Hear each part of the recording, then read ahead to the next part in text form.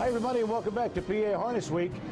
Our roving correspondent, Jen Sherlock, is always busy roving, of course, and this week she roved near the barn of Jacqueline and Gracia. Yes, Jackie and Frank are such a great husband and wife team. You know, they always say behind a great woman is a great man, right? Tell her how great she is. They're awesome. I've known them for so long. I used to sell them Girl Scout cookies. They're very successful, and you're just going to love this feature. Driver-trainer team Jackie and Frank Ingrassia are forever together. It's been that way for 40 years. Jackie is from Britain, and she met Frank here in the States. We work together. We've been together for 40 years, and that's 24/7, so you can really double that. It's more like 80 years. Ask him, he'll tell you that. We have a good rapport, and we subscribe to the same theories. We love our horses, and we try and do what's right by them, and that's our life, basically. 24/7.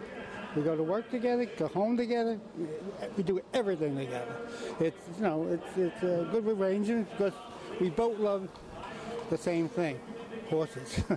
And, you know, and it works for us. Works for us. She wouldn't have it no other way, and I wouldn't have it no other way.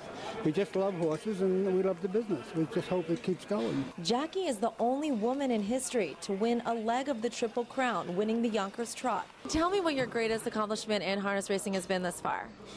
Well, I'd like to say staying solvent, paying my bills. That's a big accomplishment in this business, but truthfully, it would probably be winning the Yonkers Trot. As you can tell, harness racing is something they both enjoy, but Frank takes it one step further. If the world was like the harness people, we'd never have any problems. So, you know, it's a great business. Great business. Horses bring people together. They do. I came here for fame and fortune, and I'm still working on both of them. I'm Jennifer Sherlock for PA Harness Week. Thank you, Jen. And now it's time for our Blast from the Past.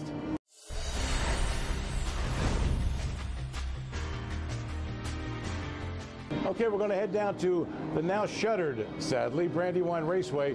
What a terrific racetrack, right there on the Pennsylvania-Delaware state line in Namens, Delaware. And they had some terrific races there, and this was one of the very best, featuring a horse who not only was a prolific, wonderful, terrific racehorse, but an incredible sire. His name, No Nukes.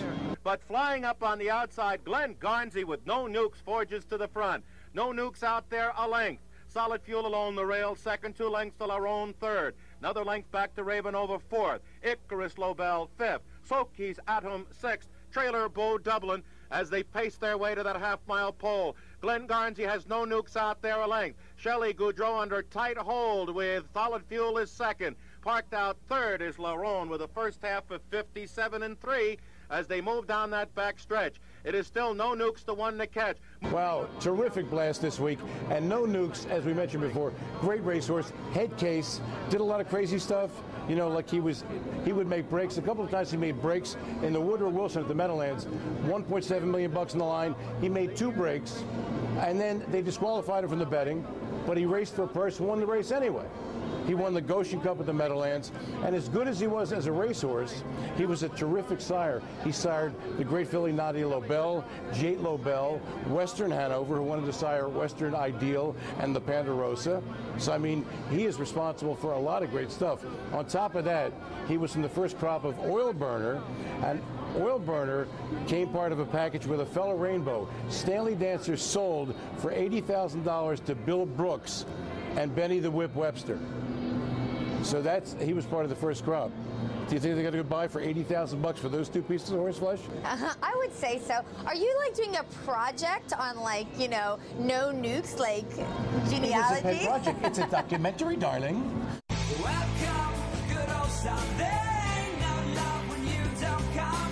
Welcome, son. Welcome, welcome. Welcome to your place in the sun.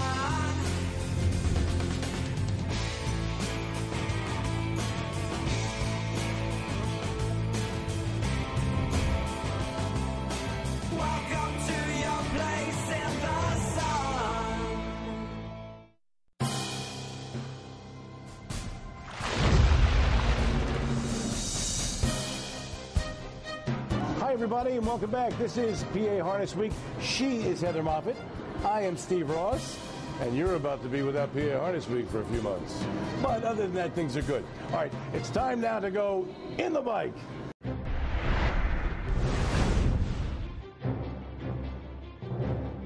Saturday night at snowy, blizzard-like Northfield Park, they contested their signature event, the $172,000 Cleveland Classic. And in there, Tim Tetrick made his sojourn to the Midwest, and he drove One More Laugh, who went off at 1-5. Harrah Hanover was the 7-2 second choice with Doug McNair, and Jackets Required with Dave Miller was the 7-1 third choice. And here's that call. On the outside, Jackets Required trying to take it. One More Laugh is right there. Coming home for the money. Who's it going to be as they come to the line? One More Laugh. Well, One More Laugh won the race, but it was far from a laugher. He beat Valentino off at 17-1 with Aaron Merriman by a short neck. Well, that was a very short neck. In 152-1, Jackets Require was 2 back in third. And now, as promised, Heather's going to tell you about the most bizarre race in the history of parimutuel wagering. Heather? First of all, you said a short neck. That's like the neck of like a mouse, not a horse. A short neck. Neck of the turkey for Thanksgiving, I think. Oh, there you go. All right, yeah, we're going to head to Dover. Now, this is a final for the Delaware Standardbred Breeders' Fund event. It's $100,000. 2-year-old colts and geldings. The horse in here to watch was Powerful Mist. He had the 8-hole, but he swept his DSBF series, won the first 2 legs of this series. You know, he couldn't lose. So Powerful Mist, not his most powerful performance on this night. He falters, finishes 5th, but then here comes Conartist Hanover, who wins in 156-4. I know that you were just dying to talk about this long shot, so I'm going to let you talk about it. Because it's nuts. For anybody watching this show, you know, has an interest in racing and has probably gone the track a long time. The horse was 211-1. Okay? Now on the board, of course, it only goes up to 99-1. So he was 99-1, and he came in with another 99-1 shot. The horse who finished second was actually 250-1. I mean, that is just bizarre. The exacta, it was $4,341 even, but even that couldn't have paid enough. Anyway, that was definitely sports history, folks. And for Heather Moffat and all of us here at PA Harness Week, I'm Steve Ross, reminding you to get high on harness. It's only natural. Explosive Matter wins the Colonial easily. Underway.